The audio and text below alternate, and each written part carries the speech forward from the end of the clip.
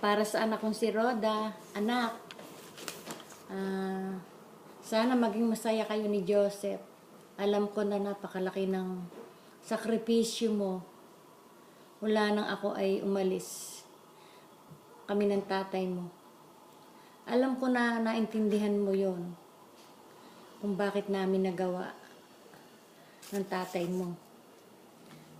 Dahil na rin sa inyong magkakapatid, alam mong hindi madali yun para sa amin. At alam ko naman din hindi madali para sa inyo. Ngayong papasok ka na sa pagpapamilya,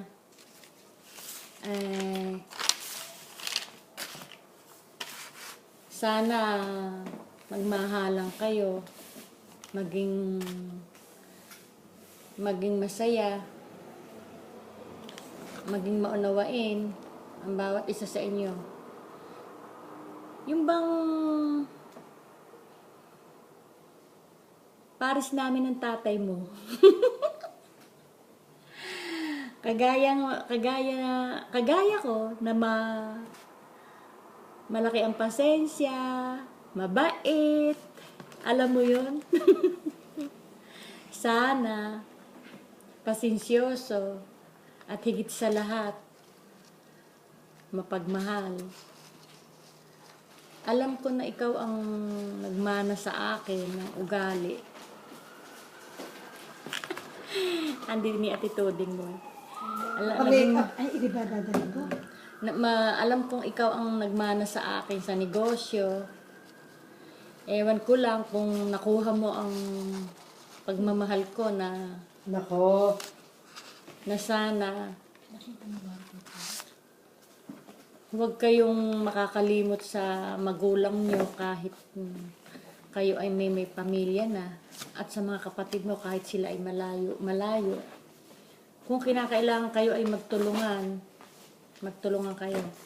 At higit sa lahat, sa Panginoon, pasalamat kayo sa lahat ng biyayang pinagkaloob sa atin.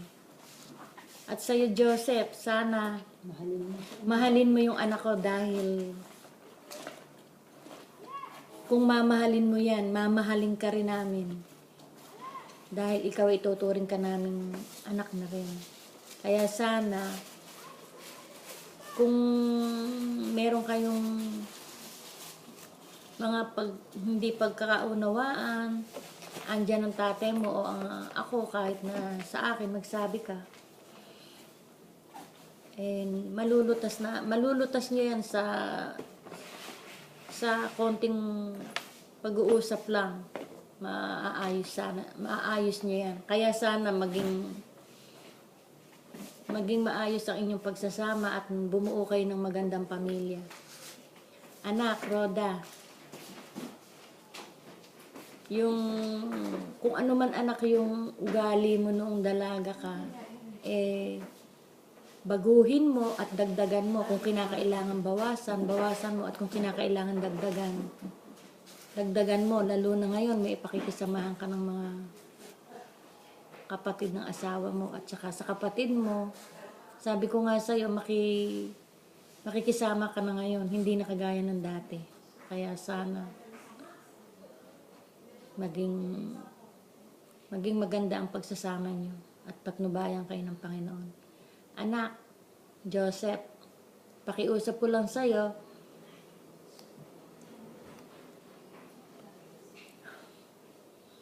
mahalin mo yung anak ko at sana huwag mo sasaktan, kasi hindi ko natikman sa tatay niya yung nasaktan. Kaya kung kinakailangan, kung meron kayong hindi pagkakaunawaan, magsabi ka sa amin o sa magulang mo at baka maaayos natin. Huwag mong sasaktan ng anak ko. Kung meron man siyang naging pagkakamali, nakasalanan niya, andito lang kami at ang tatay niya. Yun lang ang pakiusap ko sa'yo. Pasensya na, hindi ko mapigil yung iyak ko dahil mahirap, dahil wala ako dyan. Gusto ko man sanang nandyan ako, pero siguro malapit na. At sana matupad pa yung pangarap nyo na makasal kayo sa pare.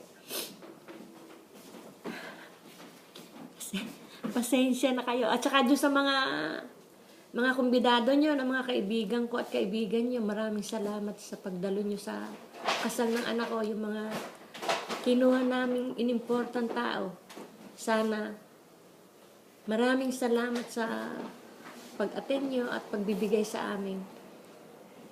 Sa mga anak ko na nag-importa sa inyo, sa mga kaibigan ko, sa mga kaibigan din nila, at mga kapatid ko, sa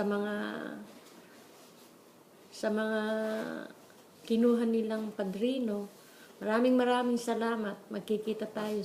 Sana magkita tayo sa kasal nila sa pare na